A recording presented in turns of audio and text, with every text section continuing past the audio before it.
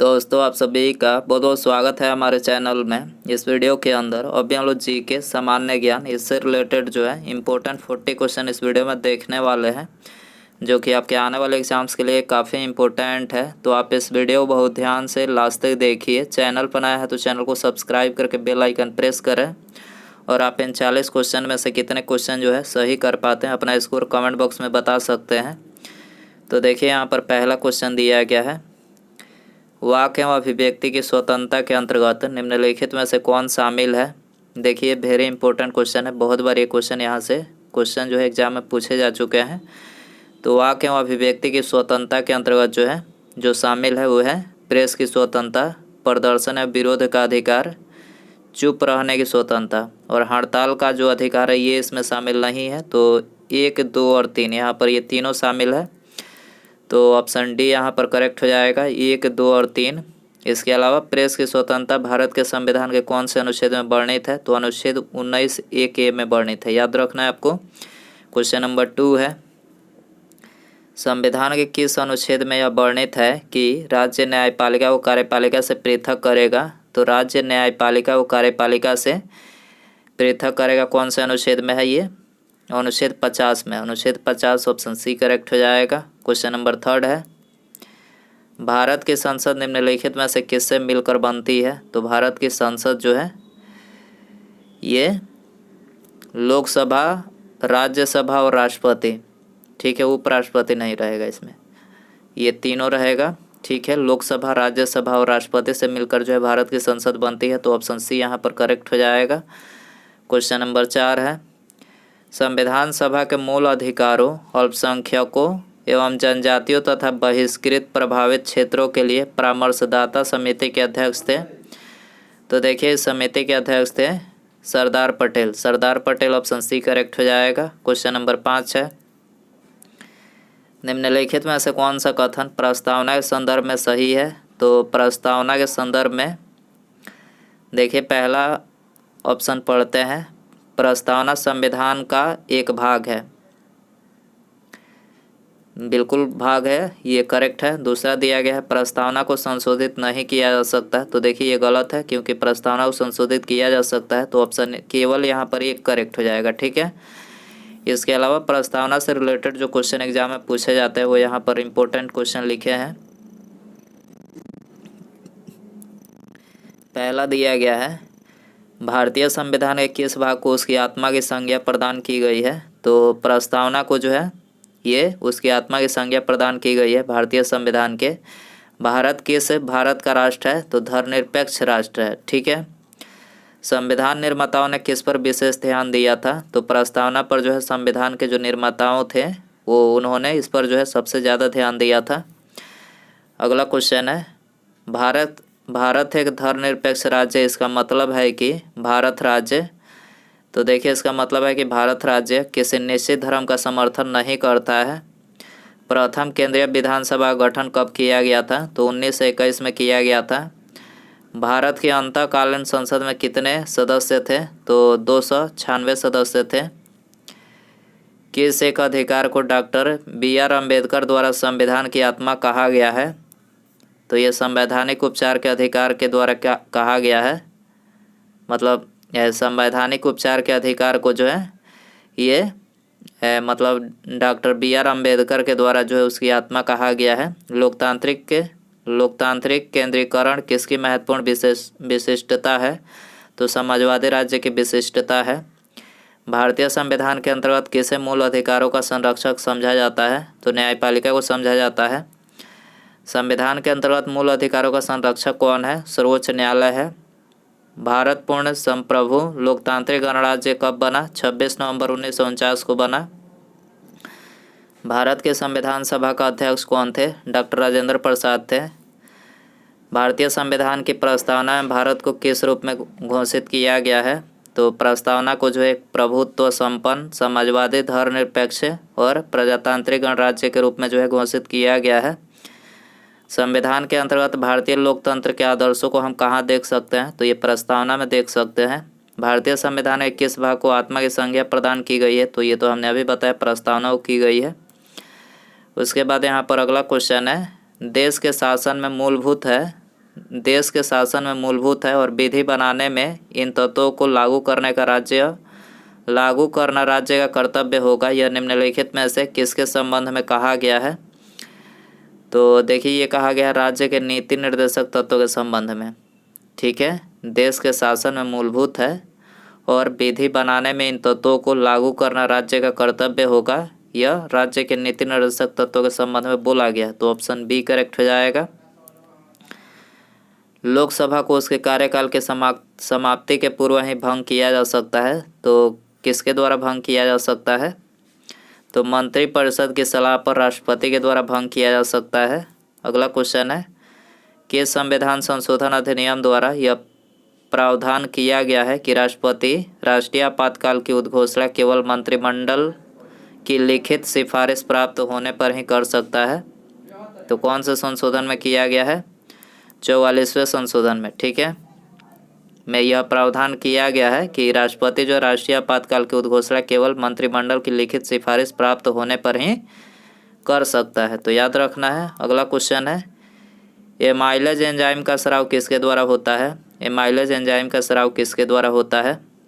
अग्न्याशय के द्वारा। अग्न्याशय जो है मानव शरीर की दूसरी सबसे बड़ी ग्रंथि है और यकृत जो है मानव शरीर की सबसे बड़ी ग्रंथि है। तो याद रखना है अग्न्याशय।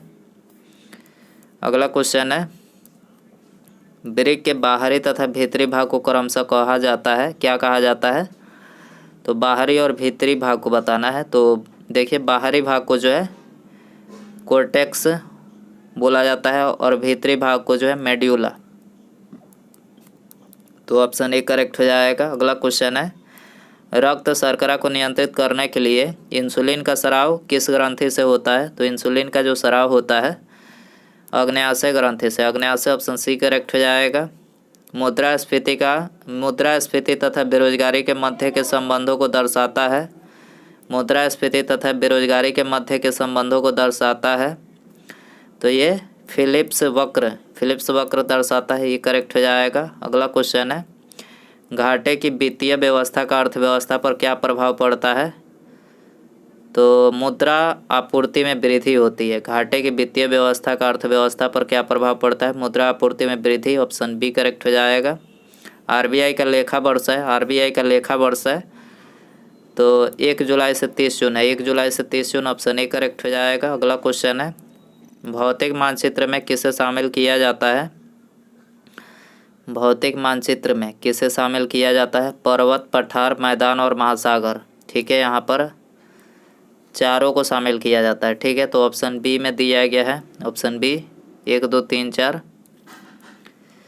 भारत में कौन सा शहर सबसे पारंपरिक कढ़ाई शैलियों में से एक चिकनकारी के लिए विश्व प्रसिद्ध है? तो कौन सा शहर है? तो ये है लखनऊ। ठीक है, लखनऊ सबसे पारंपरिक कढ़ाई शैलियों में एक चिकनकारी के लिए जो है विश्व प्रसिद्ध है। तो ऑप्शन बी करेक्ट हो जाएगा। अगला क्वेश्चन है निम्न में से कौन सा देश स्थलरूढ़ देश है? स्थलरूढ़ देश कौन सा है? स्विट्जरलैंड है। स्विट्जरलैंड ऑप्शन सी करेक्ट हो जाएगा। अगला क्वेश्चन है अंतर्राष्ट्रीय तिथि रेखा किस महासागर से होकर गुजरती है? तो अंतर्राष्ट्रीय तिथि रेखा जो है ये प्रशांत महासागर से गुजरती है। दोस्तों वीडियो पसंद आ रहा है तो प्लीज़ वीडियो को लाइक ज़रूर कर दें, अपने दोस्तों में शेयर कर सकते हैं। चैनल पर नया है तो चैनल को सब्सक्राइब करके बेल आइकन प्रेस करें। अगला क्वेश्चन देखते हैं इंसान का जन्म सबसे पहले किस देश में हुआ था? इंसान का जन्म सबसे पहले कहाँ पर हुआ था? अफ्रीका देश में। अफ्रीका देश ऑप्शन सी करेक्ट हो जाएगा।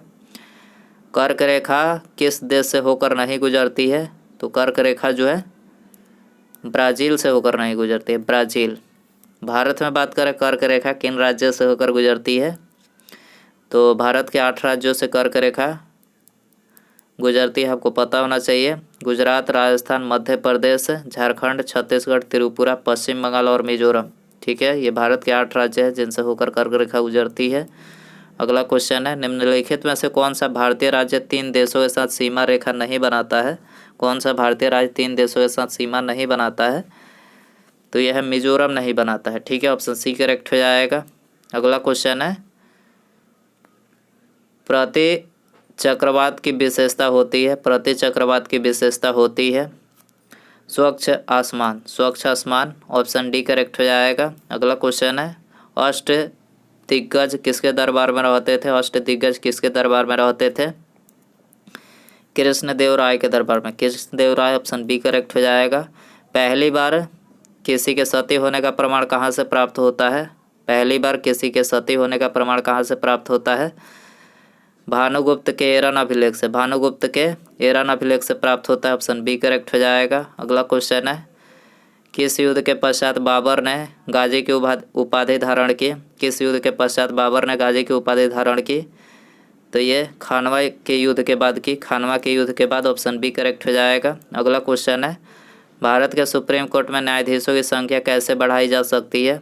भारत के सुप्रीम कोर्ट में न्यायाधीशों की संख्या कैसे बढ़ाई जा सकती है? तो संसदीय कानून द्वारा, संसदीय कानून ऑप्शन बी करेक्ट हो जाएगा। अगला क्वेश्चन है निम्नलिखित में से कौन चतुराईपूर्ण निष्क्रियता की नीति के साथ जुड़ा हुआ है? कौन जुड़ा हुआ है? John Lawrence, John Lawrence option D correct हो जाएगा। अगला क्वेश्चन है निम्नलिखित में से किस सिख गुरु ने अकाल तख्त की स्थापना की थी? अकाल तख्त की स्थापना किस सिख गुरु ने किया था? गुरु गोबिंद सिंह ने, गुरु गोबिंद सिंह ने किया था, डी करेक्ट हो जाएगा। जालियांवाला बाग हत्याकांड के विरोध में वायसराय की कार्यकारिणी परिषद की सदस्यता से किसने इस्तीफा दे दिया? शंकरन नायर ने दिया था, शंकरन ऑप्शन सी में दिया गया है, शंकरन नायर। ठीक है, इन्होंने वायसराय की कार्यकारिणी परिषद की सदस्यता से इस्तीफा दिया था जालियांवाला बाग हत्याकांड के विरोध में। ठीक है, याद रखना जालियांवाला बाग हत्याकांड 13 अप्रैल सन 1919 को हुई थी। इसमें सरकारी रिपोर्ट जो आया था उसमें मारे जाने के जो मतलब आंकड़ा बना था, रिपोर्ट में 379 व्यक्ति मारे गए थे, जबकि प्रत्यक्षदर्शी के अनुसार जो है 1000 से भी ज़्यादा व्यक्ति इसमें मारे गए थे। तो याद रखना जनरल डायर ने गोलियां चलाने का आदेश दिया था जालियांवाला बाग में। और जनरल डायर को किसने गोली मारी थी, ये भी क्वेश्चन पूछा जाता है। उधम सिंह, याद रखना उधम सिंह ने इनको गोली मारी थी। ठीक है, अगला क्वेश्चन है प्रथम दिल्ली दरबार का आयोजन किस गवर्नर जनरल के काल में किया गया था? प्रथम दिल्ली दरबार का आयोजन किस गवर्नर जनरल के काल में किया गया था? लॉर्ड लिटन के काल में, Lord Lytton option A correct हो जाएगा। अगला क्वेश्चन है निम्नलिखित में से किस रंग के प्रकाश का पौधों द्वारा तीव्र अवशोषण होता है? तो कौन सा प्रकाश पौधों के द्वारा तीव्रता से अवशोषण किया जाता है? तो नीला और जो लाल होता है, नीला एवं लाल, तो ऑप्शन सी करेक्ट हो जाएगा। गन मेटल किसका मिश्र धातु है? तो गन मेटल जो है CuSnZn, तीनों का मिश्र धातु है। किस उत्प्रेरक की उपस्थिति में खाद्य वनस्पति तेल वसा में परिवर्तित किए जाते हैं? किस उत्प्रेरक की उपस्थिति में खाद्य वनस्पति तेल वसा में परिवर्तित किए जाते हैं? तो ये किए जाते हैं निकेल में। ठीक है, अगला क्वेश्चन है नेत्रदान में कौन सा भाग दान दिया जाता है? कॉर्निया, कॉर्निया को दान किया जाता है नेत्रदान में, सी करेक्ट हो जाएगा। अगला क्वेश्चन है निम्नलिखित में से कौन सही नहीं है? सही नहीं है इनमें से कौन सा? तो देखिए पहला एक एक करके पढ़ते हैं। पहला दिया गया है तापमान के बढ़ने पर वायु में ध्वनि का वेग बढ़ता है। ठीक है, तो ये भी करेक्ट है, मतलब ये करेक्ट है। वायु में ध्वनि का वेग दाब पर निर्भर नहीं करता है, तो ये भी करेक्ट है। आर्द्रता के बढ़ने से वायु की ध्वनि वेग कम हो जाता है, तो देखिए कम नहीं होता है बल्कि बढ़ता है, यहाँ पर होना चाहिए, तो ये मतलब गलत है। अगला क्वेश्चन है आयाम तथा आवृत्ति के परिवर्तन से वायु में ध्वनि का वेग प्रभावित नहीं होता है, तो ये भी करेक्ट है। तो यहाँ पर गलत पूछा गया है, कौन सही नहीं है, तो सी हो जाएगा आंसर। प्रत्यावर्ती धारा को दिष्ट धारा में परिवर्तन करने वाली युक्ति को क्या कहते हैं? प्रत्यावर्ती धारा को दिष्ट धारा में, तो इसको बोलते हैं रेक्टिफायर, रेक्टिफायर बी करेक्ट हो जाएगा। सूची फर्स्ट को सूची सेकंड से सुमेलित कीजिए। लाइपेज की बात करें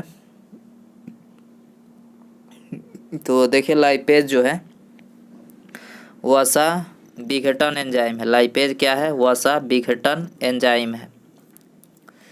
ये का 4 हो जाएगा। ट्रिप्सिन, ट्रिप्सिन क्या है? प्रोटीन का पाचन करता है। 3 में जाएगा एमाइलेज, एमाइलेज जो है कार्बोहाइड्रेट का पाचन करता है। और इरेप्सिन, पॉलीपेप्टाइड को एमिनो अम्ल में बदलता है। तो आप इसको सुमेलित देख सकते हैं। अगला क्वेश्चन है, भारत निम्नलिखित में से किस देश के साथ सबसे लंबी अंतर्राष्ट्रीय सीमा को साझा करता है? सबसे लंबी अंतर्राष्ट्रीय सीमा को साझा करता है बांग्लादेश के साथ। ये आंसर हो जाएगा। अगला क्वेश्चन है, लक्षद्वीप में कितने द्वीप समूह हैं? लक्षद्वीप में कितने द्वीप समूह? आप सभी के लिए ये होमवर्क क्वेश्चन रखते हैं, ठीक है। 17, 27, 36 या फिर 47। दोस्तों आप इसका आंसर कमेंट बॉक्स में ज़रूर बताएं और आप इनमें से कितने क्वेश्चन सही कर पाए हैं अपना स्कोर भी बता सकते हैं। चैनल पर नया है तो चैनल को सब्सक्राइब करके बेल आइकन प्रेस करें, ठीक है। मिलते हैं अगले वीडियो में। नमस्कार, जय हिंद, जय भारत।